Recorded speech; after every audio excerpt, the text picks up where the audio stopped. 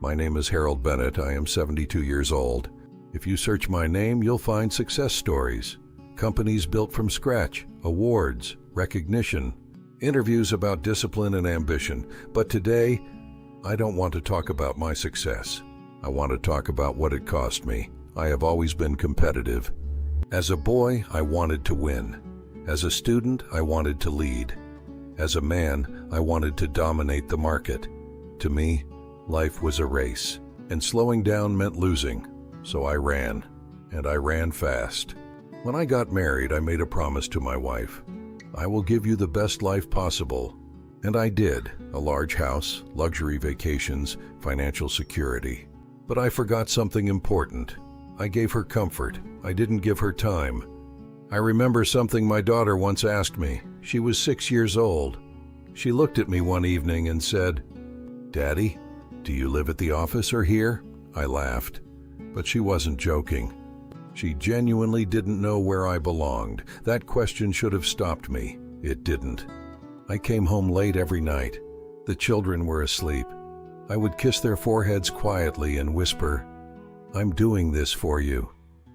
But children don't remember the sacrifices they don't see. They remember the empty chair at dinner. One moment still haunts me. My son's graduation day. I promised him I would be there. But that same day, I had the biggest deal of my career waiting to be signed. I told myself, this deal will change everything. So I chose the meeting. The deal closed. The company doubled in size.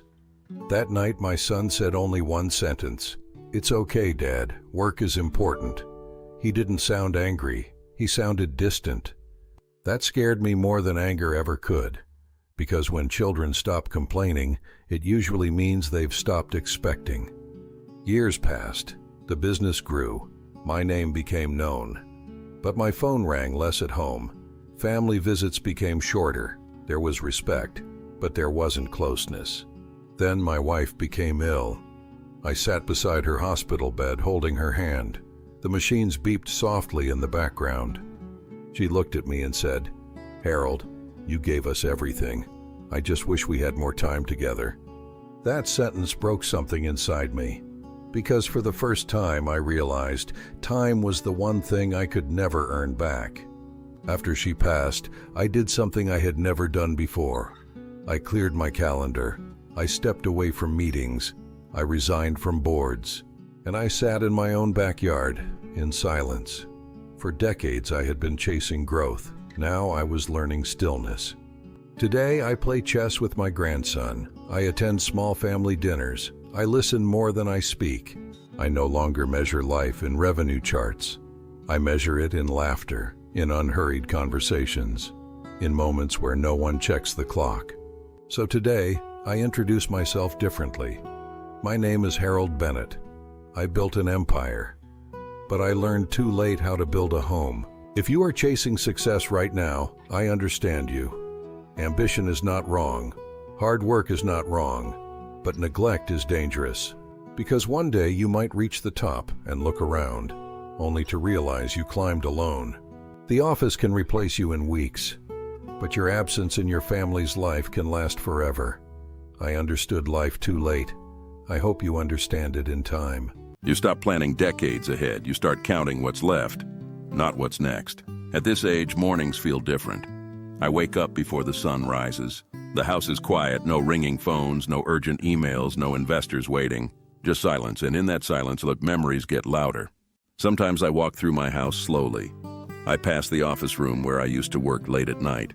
The same desk, the same leather chair. I used to sit there believing I was building a future. What I didn't realize was that my children were building memories without me. There's a difference, and I learned it too late. A few months ago, my grandson asked me, "Grandpa, were you famous?" I smiled and said, "In business, maybe."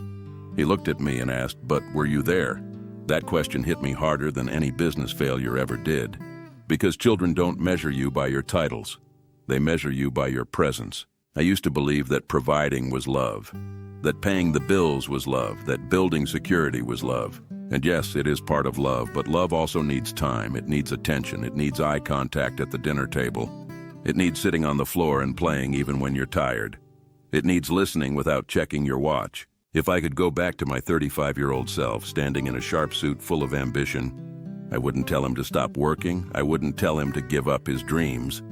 I would just tell him this: Harold, go home earlier tonight, that's it. Because success grows slowly, but childhood disappears overnight. Now when my family visits, I make sure my phone stays in another room. I look at their faces carefully. I listen to their stories completely. I laugh louder. I apologize quicker. I hug longer. These are things no business school ever taught me. There is one truth I want to leave you with. You can rebuild a company. You can recover from financial loss. But you cannot replay your child's first school performance. You cannot rewind a missed birthday. You cannot buy back a moment that passed while you were too busy. Time is the only currency that never refunds. So today I introduce myself one last time. My name is Harold Bennett. I was successful. I was respected. But I was often absent. And absence leaves a mark no money can erase. If you are listening to me right now, if you are chasing something big, pause for a second. Ask yourself, who am I becoming while I'm building this? Because one day you won't introduce yourself by your job title. You'll introduce yourself by your peace. And I hope when that day comes for you, you won't have to say, I understood life too late. Grandpa, were you always this busy? Yes, I was busy building a future, but I forgot to live in the present. Promise me something. Don't run so fast after success that you forget who you're running for. For the first time in my life, I'm not walking ahead. Side by side, not chasing, not leading, just present. He built an empire, but he finally chose to build moments. Don't understand life too late.